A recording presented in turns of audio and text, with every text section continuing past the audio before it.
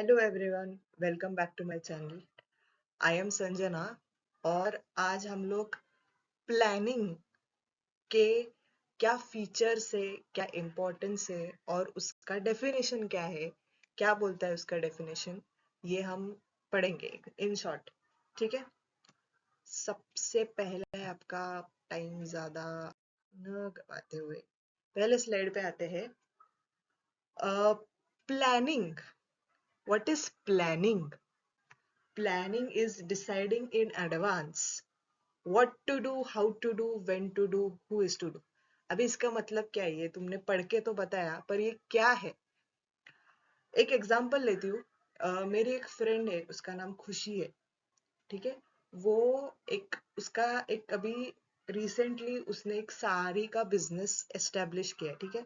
Online business है उसका, साड़ी का। अभी जब उसने वो साड़ी का बिजनेस एस्टेब्लिश किया रहेगा, तब पहले उसने कुछ प्लानिंग की रहेगी।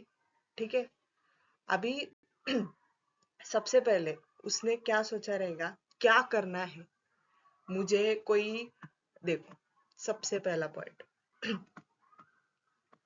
व्हाट टू डू, क्या करना है मुझे। कोई अ, साड़ी बेचनी है या कुर्तीज, क्लोथ्स में भी ऑप्शन है, कुर्तीज या छोटे बच्चों के कपड़े, क्या, या मुझे कैफे खोलना है, या मुझे सर्विस इंडस्ट्री में जाना है। क्या करना है? अगर मुझे कोई बिजनेस करना है तो क्या करना है? साड़ी का बिजनेस या कुछ कुछ सर्विस देनी है, क्या करना है? What to do. ठीक है। अभी दूसरा, how to do. How to do मतलब मुझे ऑनलाइन साड़ी बेचनी है, सोशल मीडिया का यूज करके, यूट्यूब का, व्हाट्सएप का, जो भी सोशल प्लेटफॉर्म्स है उसको यूज करके, वो यूज करके मुझे साड़ी का बिजनेस प्रमोट करना है, या मुझे ऑफलाइन दुकान खोलनी है और वहां पे बिजनेस करना है। कैसा करना है? How to do. सबसे पहला है क्या करना है, दूसरा है कैसे करना है, हाउ टू डू। थर्ड, कब करना है। अभी स्टार्ट करना है, 6 महीने बाद स्टार्ट करना है, 1 साल बाद स्टार्ट करना है, कब करना है। ठीक है। मतलब कुछ प्लानिंग है, कुछ चीजें अरेंज करने में अगर उसको समय लगने वाला है, तो फिर 1 साल बाद या 2 साल बाद कब करना है। ठीक है। चौथा है हु इज टू डू, कौन करेगा। मतलब उसके, वो खुद, या वो कोई 4 लोग अपॉइंट करेगी, या उसकी मम्मी, उसकी सिस्टर, या वो खुद करे। कौन करने वाला है? चार, क्या करना है, कौन सा टाइप का बिजनेस करना है। सेकंड, कैसे करना है, how to do it. Third, कब करना है, व्हेन टू डू। और चौथा पॉइंट है कौन करने वाला है। ठीक है। Deciding in advance. कोई भी बिजनेस चालू करने से पहले ये तो सोचना पड़ेगा कि ये चारों पॉइंट तो सोचना बहुत जरूरी है। ठीक है। यही होता है planning in very simple words. Planning मतलब क्या? Where we are now and where we want to go. अभी हम कहाँ पे है, किस जगह पे है अभी। फॉर एग्जाम्पल, एक बच्चा है, उसको सीए करना है। तो अभी सपोज वो 12th स्टैंडर्ड क्लियर हो गया, भी उसको सीए बनना है। वो किधर है? वो एक 12th standard pass out student है। उसको कहाँ कहाँ जाना है? उसको एक चार्टर्ड अकाउंटेंट बनना है। तो इस बीच में जो भी प्रोसीजर होगी, वो क्या करेगा? प्लान करेगा। मैं पहले फाउंडेशन दूंगा, कैसे दूंगा, क्या मेरा स्केड्यूल रहेगा।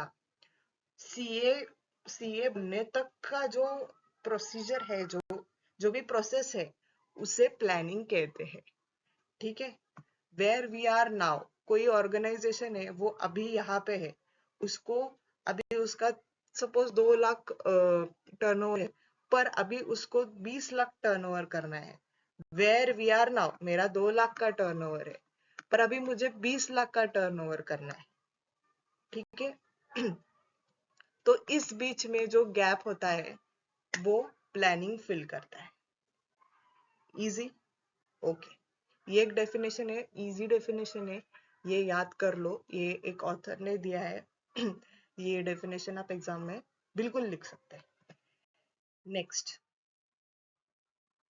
फीचर्स क्या है? सबसे पहला है प्राइमरी फंक्शन ऑफ मैनेजमेंट। मतलब क्या? सबसे पहला, प्राइमरी मतलब सबसे पहला फंक्शन है प्लानिंग। इसमें बहुत ऑर्गेनाइजिंग, स्टाफिंग, कंट्रोलिंग, ये बहुत सारे मैनेजमेंट के फंक्शंस है।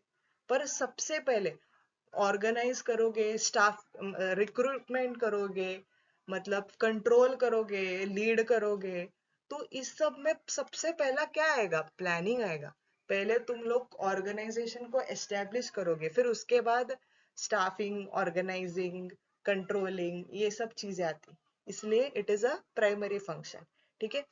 दूसरा है परवेसिव। परवेसिव मतलब टॉप मैनेजमेंट हो, डायरेक्टर्स हो, या फिर लोअर लेवल पे जो लेबर काम कर रहे हैं, या मिड लेवल पे जो मैनेजर्स है, डिपार्टमेंट के मैनेजर्स है, सभी जगह पे प्लानिंग लगती है। मतलब ऐसा नहीं है कि जो लोअर लेवल पे है उनको प्लानिंग नहीं लगती, या जो हायर लेवल पे उनको प्लानिंग नहीं लगती। सारे लेवल पे प्लानिंग बहुत ज्यादा जरूरी होती है, इसलिए दैट इज परवेसिव। परवेसिव मतलब क्या?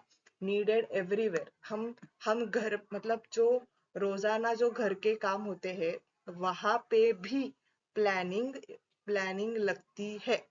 ठीक है। प्लानिंग ऑब्जेक्टिव अचीव करने में मदद करता है। ठीक है। फ्यूचरिस्टिक है। हम लोग 2 साल बाद, 3 साल बाद कहाँ पे पहुंचना चाहते हैं, ये हमको प्लानिंग हेल्प करती है ये डिसाइड करने में। और वहां पे कैसे पहुंचे? मेरा 2 लाख का टर्नओवर है, मुझे 4-5 साल में 2 करोड़ करना है उसे, तो कैसे होगा? मैंने कुछ सोचा है फ्यूचर के लिए, तो वो कौन करके देगा? वो एक प्रॉपर प्लानिंग करके देगा। ठीक है। It is a continuous process. जब तक तुम्हारा बिजनेस चालू है तब तक वो प्रोसीजर चालू रहेगी, तब तक प्लानिंग चालू रहेगी।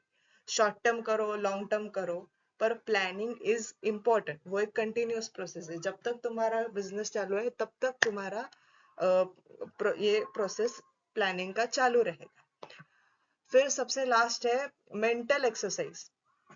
मेंटल एक्सरसाइज मतलब क्या?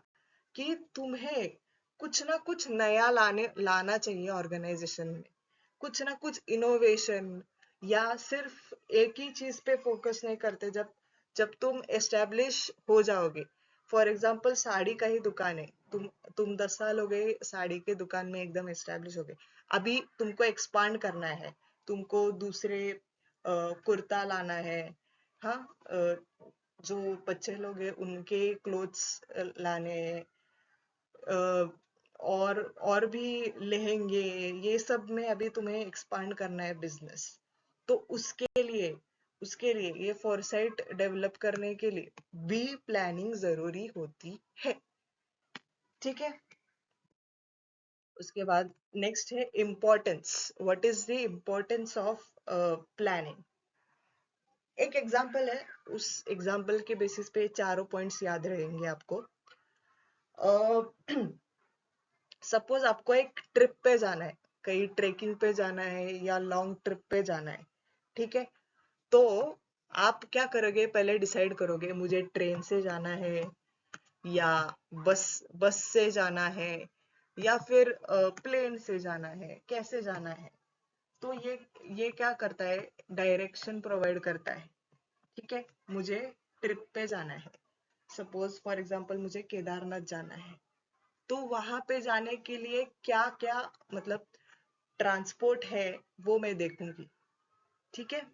उसके बाद अभी बारिश का मौसम है, तो ऐसे ही नहीं निकलूंगी, कुछ छाता लूंगी, रेनकोट लूंगी। ठीक है। वो मैं प्लानिंग करूंगी। तो वो क्या करता है? Uncertain risk of uncertainty reduce करता है।